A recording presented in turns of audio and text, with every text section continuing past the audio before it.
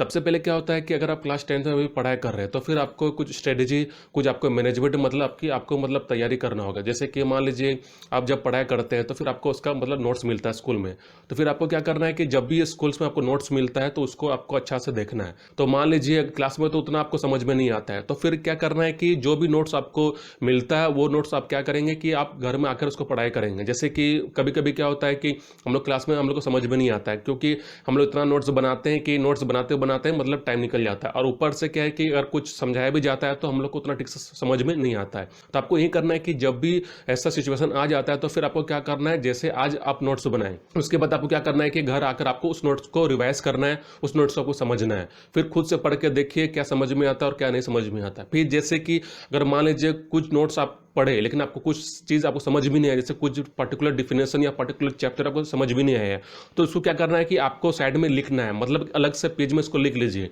ताकि क्या होगा कि जब भी आप कुछ समझेंगे, तो फिर अगर आपको समझ में नहीं आता है, तो फिर उस नोट्स को आप बाहर से देख सकते हैं। जैसे कि अगर मान लीजिए कुछ आपको मेथड समझ में नहीं आया, कुछ कॉन्सेप्ट आपको समझ में नहीं आया, तो आप क्या कर सकते हैं कि उसको आप ऑनलाइन आप रिसर्च कर सकते हैं, जैसे आप इंटरनेट के हेल्प से। जैसे कि कुछ वर्ड्स आपको समझ में नहीं आता है, तो बाहर से भी मतलब आप उसको चेक कर सकते हैं। अब मान लीजिए आप कुछ भी आप क्वेश्चन एक्सरसाइज सॉल्व किया है स्कूल में, फिर आपको समझ में नहीं आता क्योंकि आपको वहां पर रिटर्न में मिलता है, तो फिर आपको क्या करना है कि घर में भी आकर आपको उसको फिर से आपको सॉल्व करना है। आपको देखना है कि जो एक्सरसाइज है उसको कैसे सॉल्व किया गया है, या फिर आपको कोई भी जैसे मैथमेटिक्स है या फिर साइंस है, कोई भी केमिस्ट्री फिजिक्स है, तो उसको आपको देखना पड़ेगा कि किस हिसाब से उसको सॉल्व किया है। और अगर बीच बीच में अगर आपको दिक्कत होता है, तो आपको क्या करना है कि जो चीज़ आपको दिक्कत हो रहा है उसको आप साइड में लिख लीजिए एक अलग सा पेज में। उसके बाद आप जब नेक्स्ट टाइम जब आप स्कूल जाएंगे, तो वहां पर आप टीचर लोग से पूछ सकते हैं। अब देखिए, अब क्या होता है कि बहुत लोग का एक क्वेरीज रहता है कि क्या स्कूल का जो नोट्स है या स्कूल का जो किताब वही इनफ रहता है क्या। देखिए, बात क्या है कि 10th बोर्ड में जो भी आपका जो सवाल आएगा, वो आपका उतना बाहर से नहीं आता है,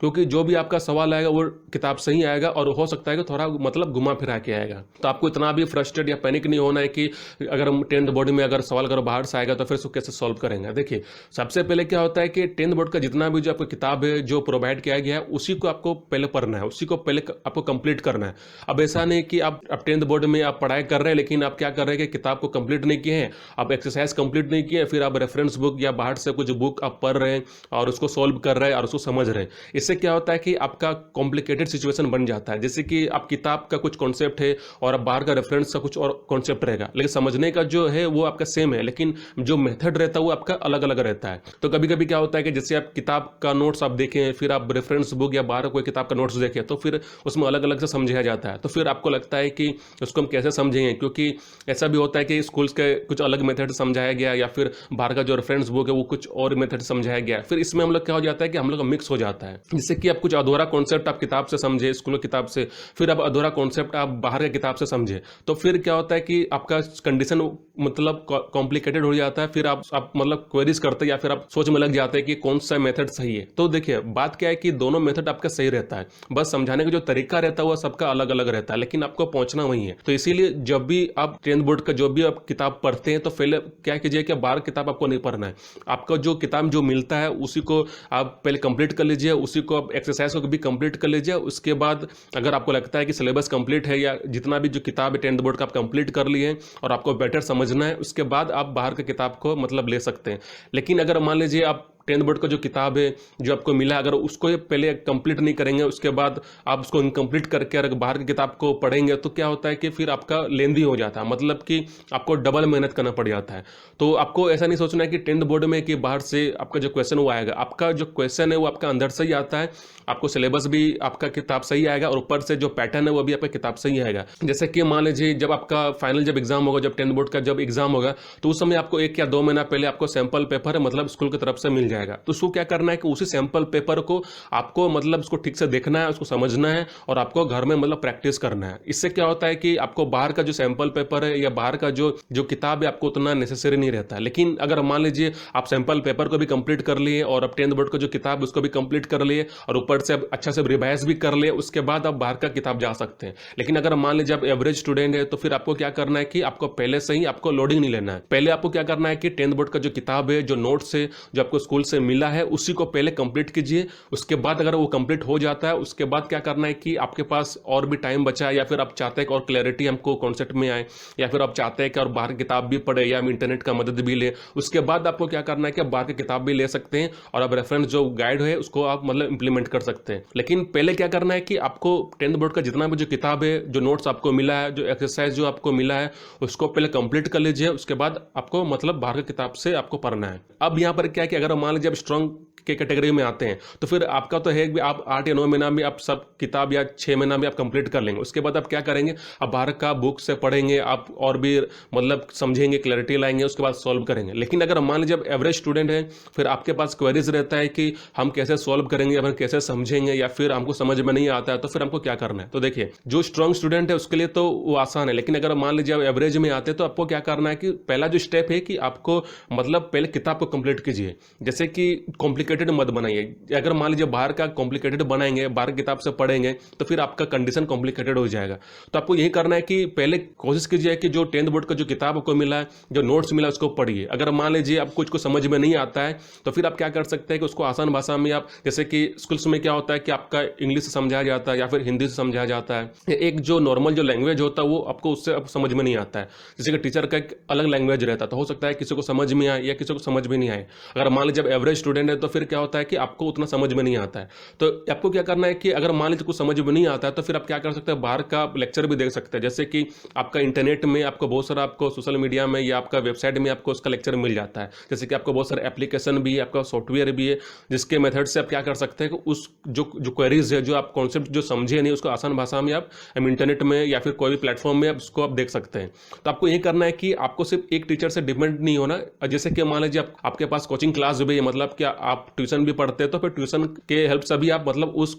मतलब जो कॉन्सेप्ट उसको भी समझ सकते हैं। जैसे कि कभी कभी क्या होता है कि एवरेज स्टूडेंट लोगों को क्या होता है कि कुछ कॉन्सेप्ट समझ में नहीं आता है, तो फिर क्या वो इग्नोर कर देते हैं। लेकिन फिर बाद में क्या होता है कि जब आप नया चैप्टर जब सॉल्व करेंगे तो वहां पर आपको दिक्कत हो जाएगा, क्योंकि अगर पहला चैप्टर अगर आपका सॉल्व नहीं है, फिर आप दूसरा चैप्टर में चल जाते हैं, तो फिर हो सकता है कि उतना कॉम्प्लिकेटेड नहीं है। लेकिन जब आप एग्जाम जब अपियर करेंगे तो वहां पर क्या होता है कि आपका हर चैप्टर से आपका क्वेश्चन आता है, तो वहां पर आपका दिक्कत हो जाएगा। जैसे कि कुछ कॉन्सेप्ट आप समझे, कुछ कॉन्सेप्ट को नहीं समझे। अगर मान लीजिए कुछ कुछ जो क्वेश्चन जो आपका 10th बोर्ड का जो आता है वो बहुत ही थोड़ा घुमा फिरा के आता है, या फिर थोड़ा सा आपका मतलब बहुत डीप आता है, तो हो सकता है कि वो चीज़ आप सॉल्व नहीं कर पाएंगे। तो बात होता है कि अगर आपको पूरा अच्छे से कॉन्सेप्ट को समझना है तो आपको क्या करना है कि सबसे पहले किताब को आप मतलब कि उसको उसके थ्रू जाइए, किताब का जो कॉन्सेप्ट उसको समझिए। अगर कुछ कुछ कॉन्सेप्ट अगर आपको समझ में नहीं आता है तो फिर आपको क्या करना है कि बाहर किताब से आप पढ़ाई कर सकते हैं, या जो आपको आसान लगे, या फिर आप कोचिंग क्लास में गाइड ले सकते हैं, या फिर आप ट्यूशन टीचर से आप गाइड ले सकते हैं, आप उससे पूछ सकते हैं। और कभी कभी क्या होता है कि जैसे कि कुछ क्वेश्चन या कुछ आपका जो कॉन्सेप्ट आप समझ में नहीं आता है, तो फिर आप क्लास में पूछने से भी आप थोड़ा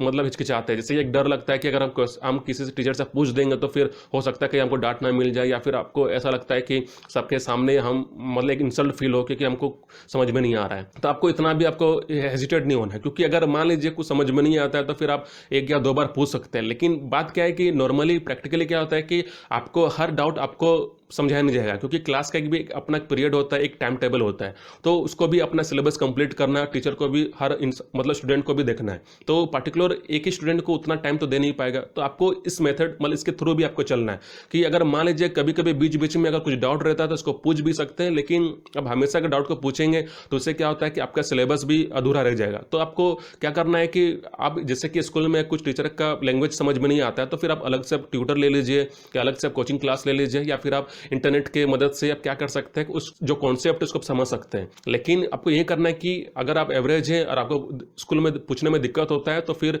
आप पूछिए। अगर मान लीजिए उधर से कोई जवाब नहीं आता है तो फिर आपको उतना भी घबराना नहीं है, आप क्या कर सकते हैं, इंटरनेट की मदद से भी आप ले सकते हैं। अब बात होता है कि 10th बोर्ड में भी आपको उतना भी कॉम्प्लिकेटेड नहीं रहता है, क्योंकि कुछ कुछ अगर समझ में आता है, कुछ कुछ समझ में नहीं आता, तो फिर ऐसा नहीं है कि जो समझें जो नहीं समझें आपको उसमें आपको थोड़ा इरिटेट होगा या फिर आपको थोड़ा दिक्कत हो जाएगा। क्योंकि देखिए 10th बोर्ड में क्या रहता है कि जो भी क्वेश्चन है अगर आप स्टार्टिंग से या कॉन्सेप्ट को स्टार्टिंग से अगर आप पढ़ते हैं तो फिर डेफिनेटली क्या होगा कि आपको समझ में आएगा। लेकिन अगर आप बीच बीच से अगर पढ़ाई करेंगे या बीच बीच जैसे कि आप पहला चैप्टर को छोड़ दिए फिर दूसरा चैप्टर को आप पढ़ाई कर रहे हैं तो वहां पर क्या होता है कि आपको थोड़ा दिक्कत होगा, क्योंकि जो बेसिक जो कॉन्सेप्ट है आपका स्टार्टिंग से स्टार्ट होता है। लेकिन अगर आप बेसिक कॉन्सेप्ट जैसे कि चैप्टर 1 आप स्टार्ट नहीं किया, चैप्टर 2 स्टार्ट नहीं किया, अब उसके बाद आप मतलब फॉरवर्ड हो गए, फिर आप आगे बढ़ गए, तो क्या होता है कि आपको शायद अगला जो चैप्टर को समझने में थोड़ा दिक्कत हो जाएगा। तो बस आपको यही करना है कि जब भी आप कुछ पढ़ाई करते हैं तो आपके पास वो बेसिक कॉन्सेप्ट आपके पास होना चाहिए, आपके पास अंडरस्टैंडिंग होना चाहिए।